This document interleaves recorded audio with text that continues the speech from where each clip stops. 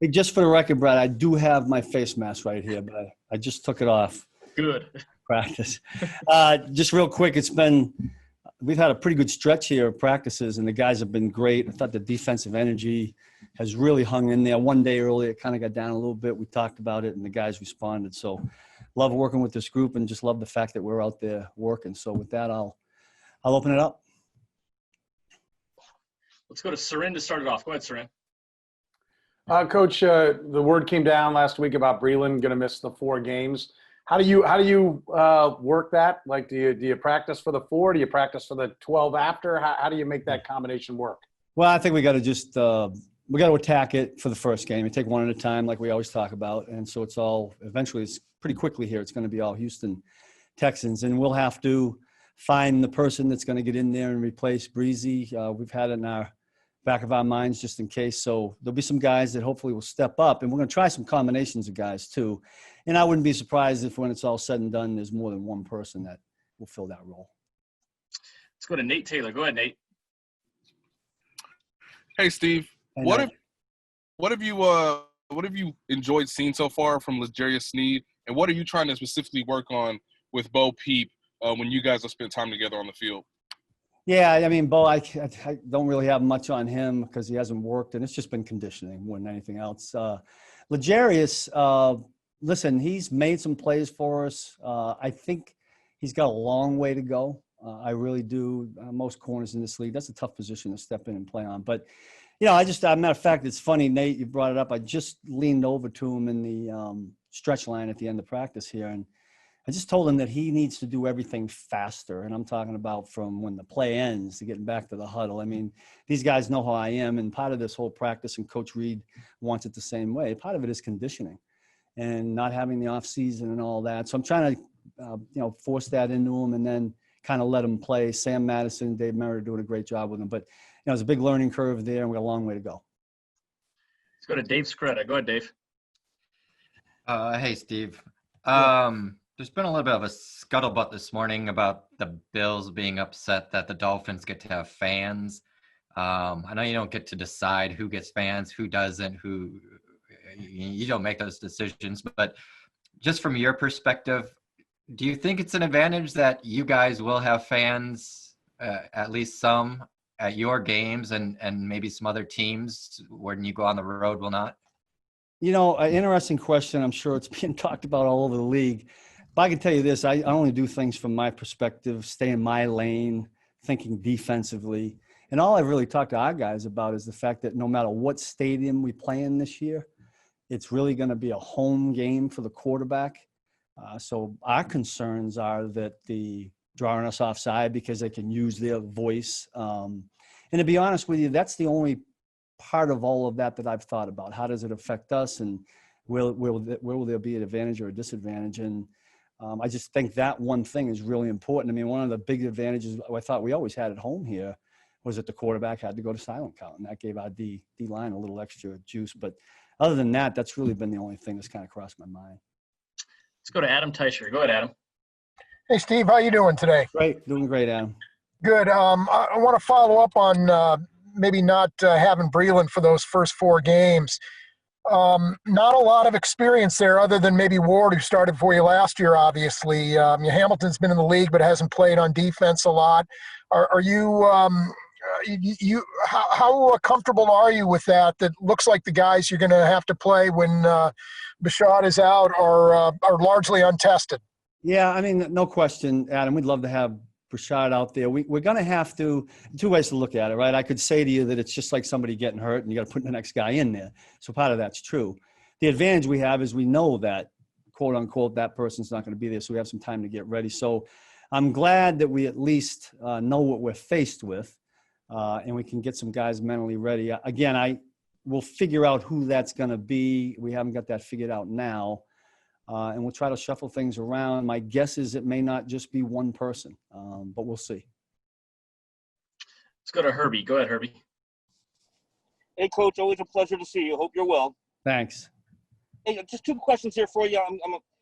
Your thoughts so far on Willie Gay's progression as we're almost ramping up to close out camp. And then finally, I know you like to stay in your lane defensively, but Have you had an opportunity to look across the other side of the field and your impression so far of what Jody Fortune has been able to do in camp? Oh, I notice him because he's so big.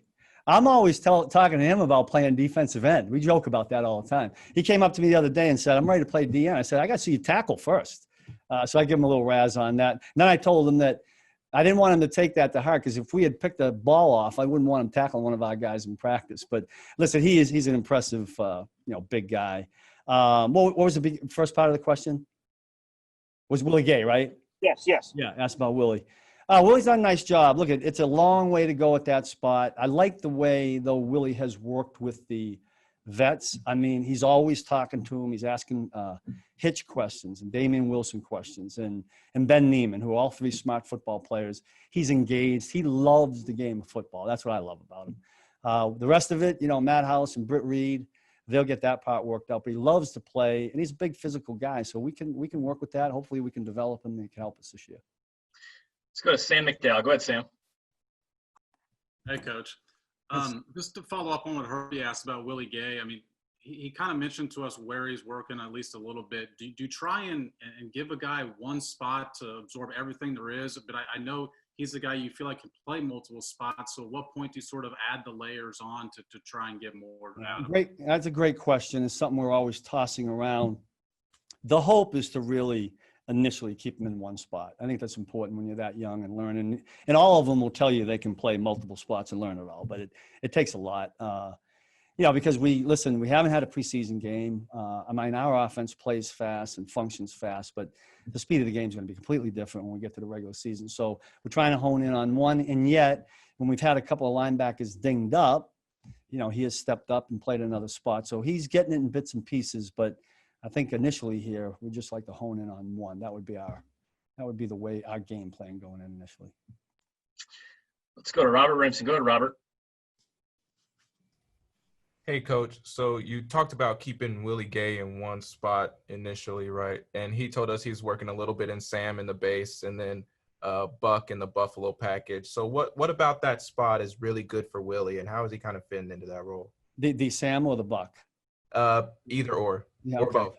Well, when he talks Sam, he's talking about being one of the three base linebackers, and we'll move those guys around. But listen, the one thing about practicing against our own offense, we don't get in that a lot. So if Houston comes in here, being the first opponent and plays more of their two tight end, two wide receiver offense, we're going to have to be able to step in there and stop their run. So we need reps at it. We think he's done some good things as an off linebacker. I think he plays out a little bit better than I thought going in.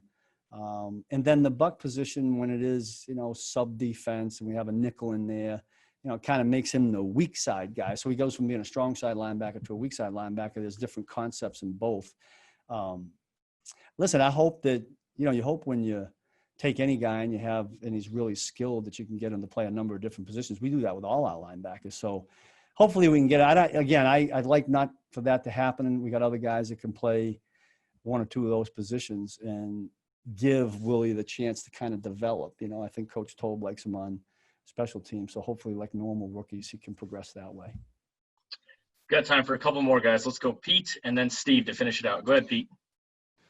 Good morning, Steve. I have two names for you, Tim Ward and Darius Harris. These are guys that you guys kept around all of last year, and now you're finally getting to see them. I was wondering with each guy, maybe what tells you whether they can contribute or maybe they're a little bit further off as you go here. Yeah, a little bit up and down. It's been, a whole year off. No preseason games. I'm glad you brought both those guys were great last year when they were in the meetings, and two guys, good guys, character guys. But there's so much unknown on that.